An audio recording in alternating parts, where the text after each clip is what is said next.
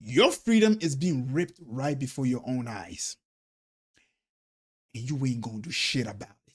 Welcome back to the channel, ladies and gentlemen. We have a problem. So, the American freedom is now under attack via speech. The bomb haven't started dropping yet. Don't worry, that's coming later. Because if you've seen Tucker Carlson's latest video, he is now warning of a nuclear war, World War III. But we're worried about that when that happens. Of course, it'll be too late because a bunch of dumb asses are still asleep and they, they think that taking money from the government or taking money from the pro-Israelis, the Zionists, is definitely going to make a difference. Meanwhile, they're just keeping a hush-hush when these guys are now taking over our speech. With that being said, ladies and gentlemen, Candace Owen and Tucker Carlson have now came under the radar of the Knesset in Israel. Now, you may be wondering what's the Knesset. Knesset is pretty much the equivalent of, our Congress here in the United States. With that being said, the Likud party, and I'll quote, this is from Candace, the Likud party in Israel just named me and Tucker Carlson as enemy that must be fought. These people are murderers. Murderers are threatening me and Tucker Carlson over speech. How is this at all acceptable to our government? So, ladies and gentlemen, I went ahead and clicked on the link, and yes, I did read it. And yes, it's not a very long article. And so we're gonna go over this, all right? And if you stick around to the end, I have a video for us to watch, just to show you more proof that the American speech is now under full attack, and a lot of people are not really talking about it when it should be everywhere. But let's be honest, they've taken over America. They are now the new leader. And if you see my last video, you will realize that I am now referring to Benjamin Netanyahu as our president of the United States of America. Because let's be honest, whenever he visits, Donald Trump buckles down and he does whatever the hell that he wants. And, recently, after his visit in Mar-a-Lago, that's when Trump went ahead and attacked Venezuela. But that's a whole different topic in of itself. Let's go ahead and read this, and then I'll give my commentary on it, and I'll show you guys a video showing more proof that speech is under attack because these people don't have any moral grounds. They have absolutely nothing. Paying influencers is not working. Everybody's talking about it. More and more people are speaking out about it. They can no longer attack people's job anymore because, again, Tucker Carlson, Nick Fuentes, Candace Owen, Jake Shield, the list goes on. You have all these mega influencers who are now pointing out the fact that the American people no longer have control over their country. All right. So while everybody is busy with the ICE situation that has recently happened when a woman got murdered in front of everybody unjustly, even though they're trying to say that, oh, she was trying to hit him with the car. So while that's happening, Knesset member decries a new enemy, Tucker Carlson and Candace Owen. And this is by Grace Gilson. In addition to the Knesset on Monday, Likud lawmaker Dan, I cannot say this guy's last name, Ilhuz, I think that's how you say it. Ilhuz decried what he said was a new enemy rising within American politics, Tucker Carlson and Candace Owen. Now imagine if, Xi Jinping is literally calling one American citizen an enemy in their own country simply because they disagree with their policies. But it's Israel, our greatest ally in the Middle East, so they have the freedom to do that. We are used to enemies from the outside. We fight terror tunnel of Hamas. We fight the ballistic missile of Iran. But today, I look at the West, our greatest ally, and I see a new enemy rising from within, said Ilhoz, who is originally from Canada. In an English address, I am speaking from a poison being sold to American people as patriotism. I'm speaking of an intellectual vandalism of Tucker Carlson and Candace Owen. Okay? Ilhuz's comment comment come as the Republican Party has been roiled in a recent months by debates over the mainstreaming of anti-Semitism influencer within the GOP. In October, conservative commentator Tucker Carlson hosted far-right anti-Semite influencer Nick Fuentes on his platform, igniting outrage from Jewish conservatives who warned of the growing reach of anti-Semitic voices. Now, these people, instead of attacking Candace Owen and Tucker Carlson, later down the line, you will realize that they're attacking not just those two, but they're also attacking Nick Fuentes and Daryl Cooper. Daryl Cooper is a historian, right? And obviously somebody who looks into history, they tend to see a lot of pattern. And one of the pattern that we recognize is the fact that our greatest allies, they have been kicked out of many, many places. And recent ones are obviously Russia. You know what I mean? They tried to unalive the Tsar. That's like trying to unalive the president of the United States. They got kicked out of that. And of course, nobody wanted them. So Germany decided to take them. And we all understand what happened during World War II, right? And now, again, after that whole situation, nobody wanted them. Palestinians took them down. And now look what's happening in Palestine. And with that much power, right?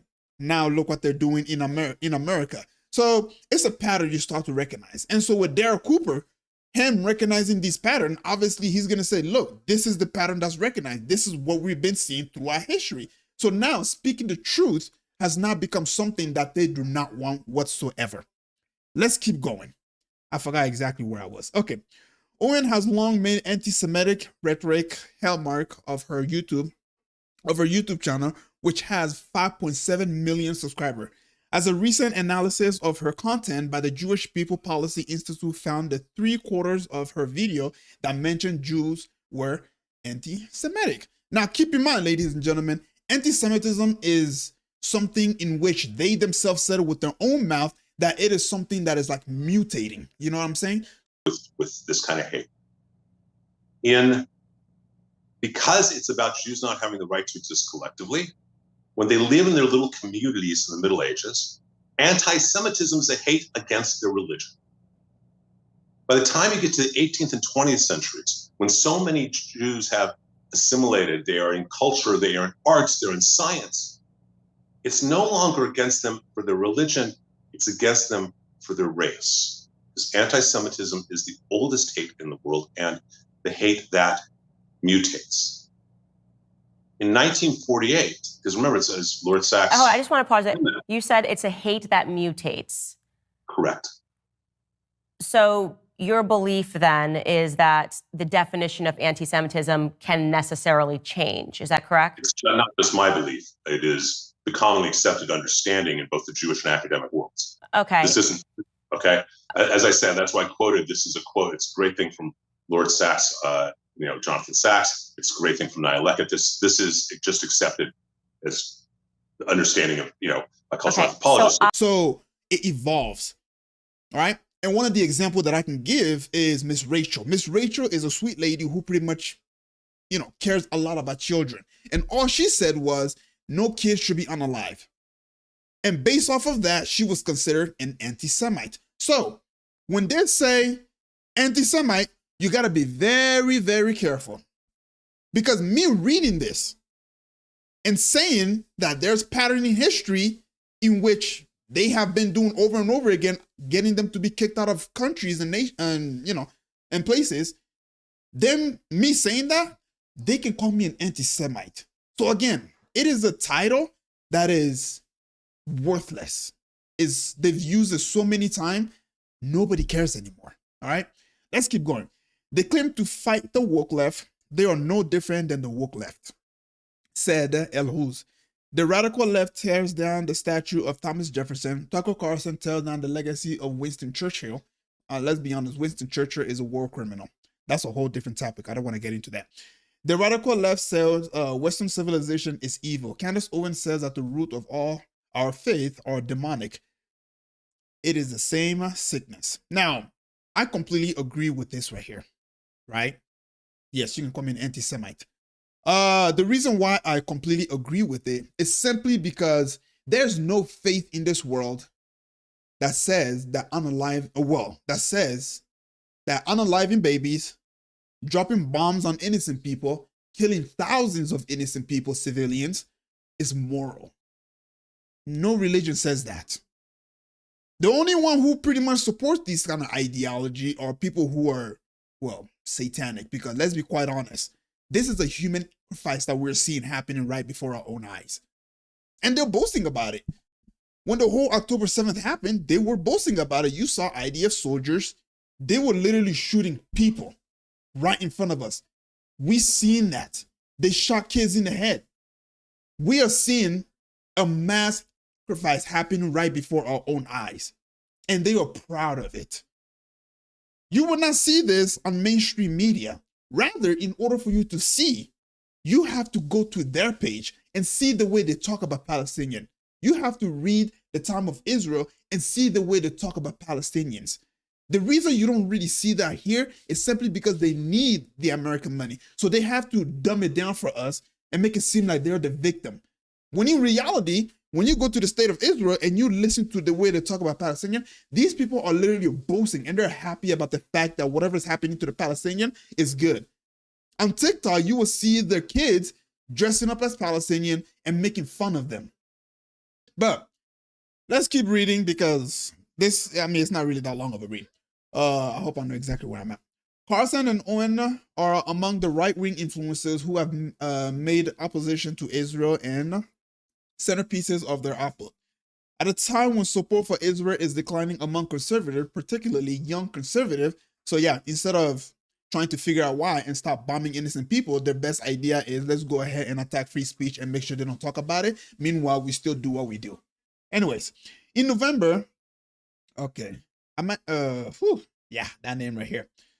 In November, Amachi Chikli, I hope I'm saying that right, the Israeli diaspora minister echoed Elhuz a concern in an interview with the New York Post, telling the outlet that he was far more concerned about anti-Semitism on the right than on the left.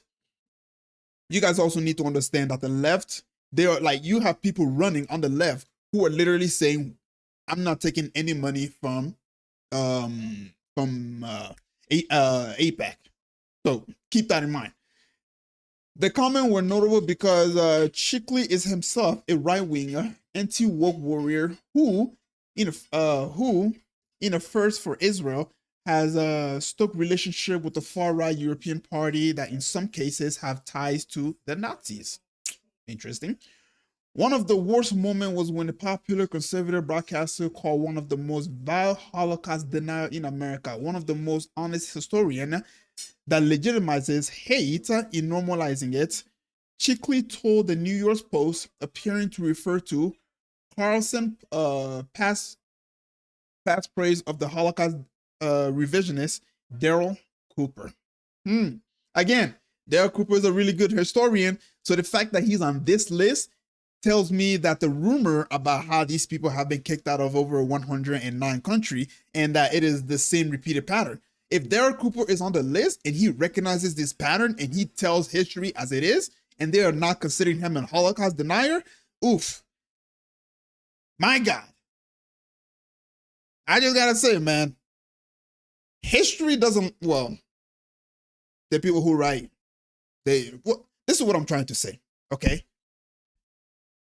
The fact that you've been kicked out of so many places tells me, as a layman, as a moron, if you want to take me as that, tells me that the problem is not with where you go. The problem is not with the people. The problem is not that, you know, people just have natural hatred for you. No, rather, the problem lies with you. That's why people ask the question, oh, if I get kicked out of 109 bars, whose fault is it? Me, or is it the bar's fault? Or if I break up with 109 of my girlfriend, sorry, if they break up with me, whose fault is it? Me or their fault? You see what I'm saying? But from their point of view, they're always the victim. It is never their fault. All right? Let's keep going. Chikli also warned against the rising influence of Fuentes and Cooper among young Americans. Anti-Semitism had become fashionable for Gen Z. Chikli continued, they listen to podcasts, not professors, when people like Nick Fuentes or Daryl Cooper are treated as though leaders. That's dangerous. These are neo-Nazis. The Time of Israel asks Elhuz, Hold on, guys. Hold on. Let's continue. The Time of Israel asks El-Huz whether he was worried about appearing to interfere with American politics, defending the alliance between America and Israel is not okay. So he quotes, defending the alliance between America and Israel is not interfering. You're going after the Constitution, my guy. You're going after the Constitution. Yeah, the First Amendment, freedom of speech, freedom, the freedom to say whatever you want, express yourself however you want. Yeah, just because you may not have that in Israel, I don't know if they do. Honestly, I don't know their constitution. Just because you might not have that, that doesn't mean you can now go to people who have it and say you have to get rid of this. And so what this tells me is you've lost. You've lost the battle. Because think about it this way, right? Imagine a child is arguing with a parent and the child is winning. The only way for the parent to pretty much get out of this sticky situation and pretend that they are right is by making the child shut up because they have power over the kid. They say, hey, shut up, go to your room, and that's it. You know what I'm saying?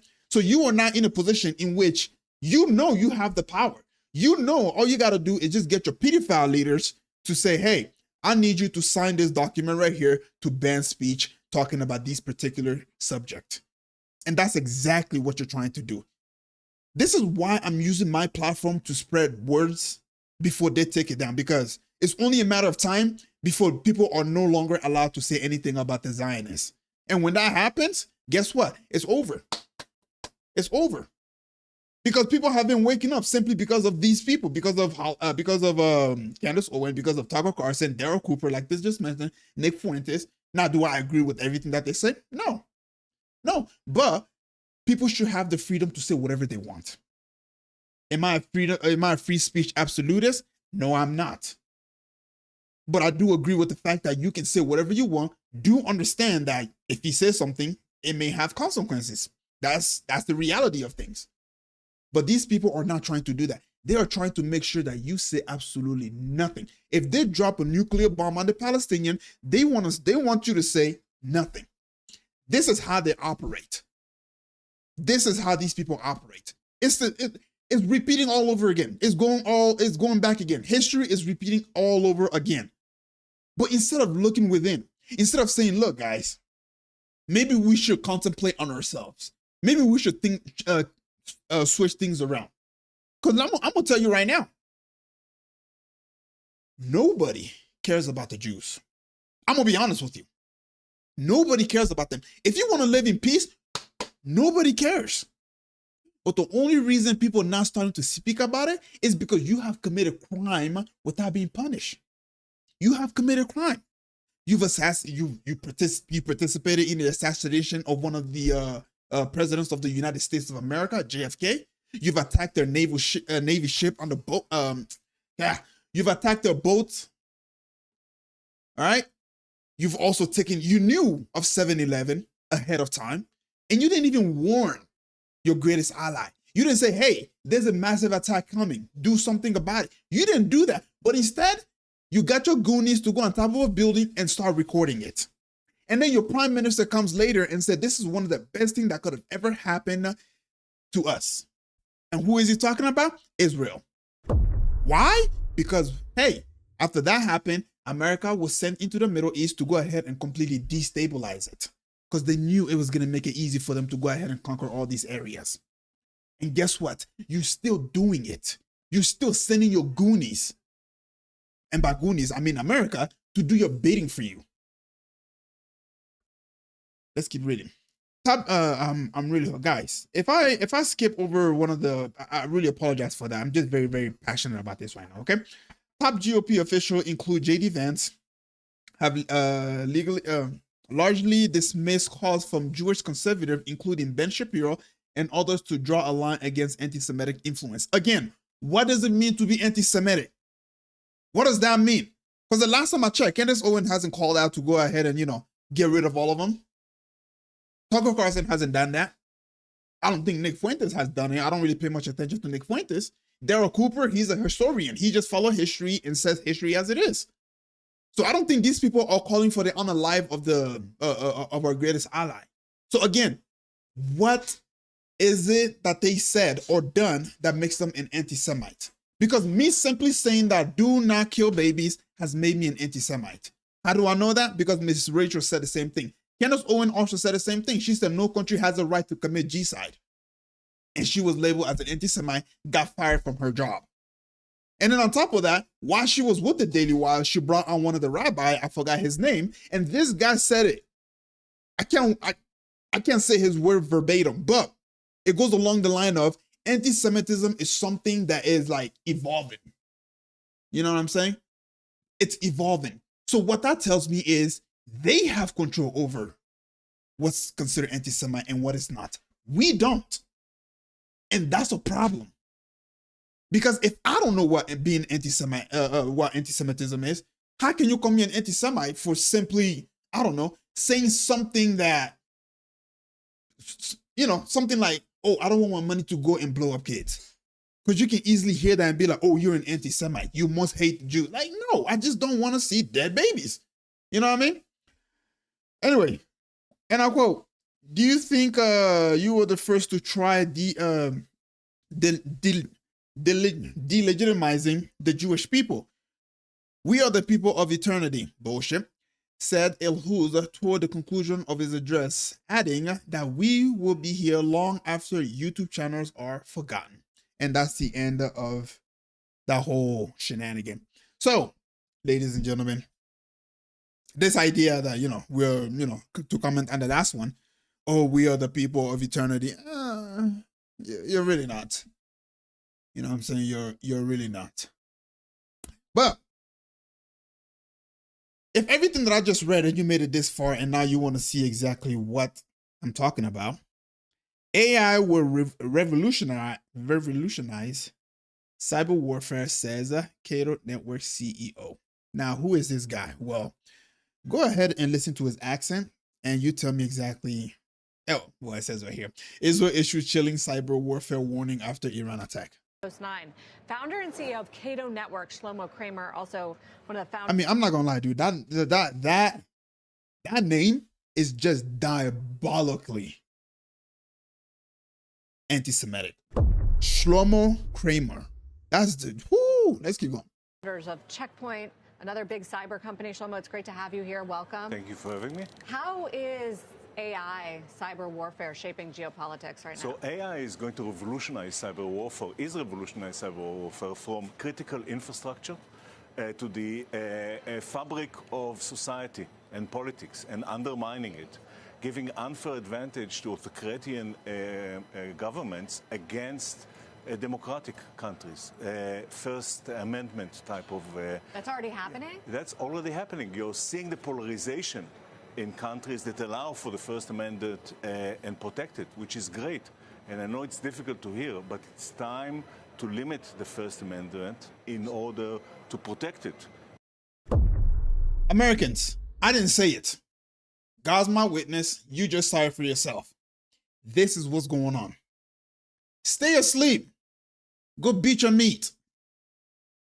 All right? Stay asleep. Go beat your meat. Go to your 9-to-5 job. You know what I mean? Completely forget about the fact that your money is being used to bomb innocent people in the Middle East. And while you do all of that, this is what's going on. These people are literally trying to tell you, hey, FYI, if you don't go to work, you're an anti-Semite.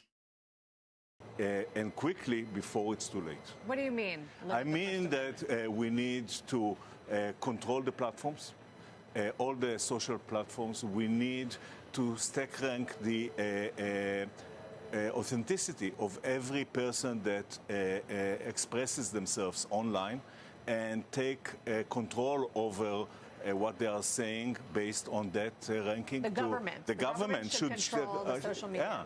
Yeah, should do that. And we need to educate people against lies, and government need to develop cyber defense programs that are as sophisticated as the cyber attack.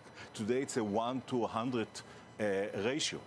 And really government are not doing this today at any rate, and enterprises are left fending from Well, the themselves. technology is moving much faster than the political system typically can to respond Right, to so it. you need to use technology in order to stabilize the political system, and you need to put adjustments that are perhaps not I mean, we're at a point, but though, necessary. right? I mean, I can go on Instagram or TikTok, and frankly, it already is becoming unclear what is fake and what is real. Exactly. All right, ladies and gentlemen, you get the whole entire idea now.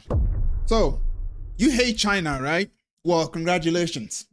This is going to be China 2.0. They want to have Palantir everywhere. They want to monitor everything you say and do. They want to give you social credit score, by the way. Your freedom is being ripped right before your own eyes. And you ain't going to do shit about it. How do I know you ain't going to do shit about it? Because you got a bunch of pedophiles right now running this country. Name me one of them that's in prison. Is there any riot saying that we need to hold these people accountable? No. Feminists, where are you? When it comes to hating on men, you guys seem to be very loud. Ooh, man, you guys are so passionate about that.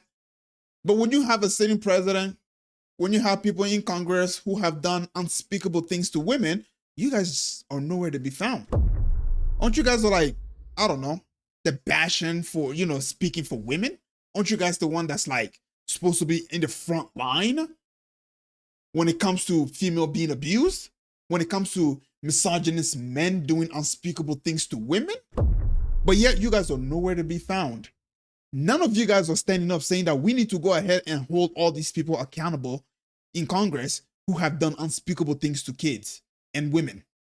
None of y'all. That's how I know y'all ain't gonna do shit. Americans have been demoralized. You guys have been beating on me so much. Men are no longer men. That's why pornography is so freaking common, because this is a weapon that is being used to lower your testosterone, to make men weak. They put female in high positions and tell the men, you are down here, they are up here. Females ain't gonna do shit.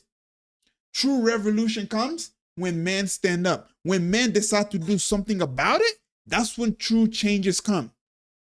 For the females, they'll just give them, they fight for little petty things. They know that. But true change comes when the 9 to 5 men stand up and say, nope, not anymore. That's when revolution happened. That's when true changes happen. Now, am I calling for a revolution? No. I'm just saying, if we want change, guess what, 9 to 5? We'll have to say something about it. I'm not saying go be violent. I'm just saying we need to hold our leaders accountable. I'm just saying we need to get all the people who have blackmail on them out of the office and put people who are fighting for the American people. That's what I'm saying. That's something we can do. We can do it. You guys have to understand they work for us. You guys do know that, right?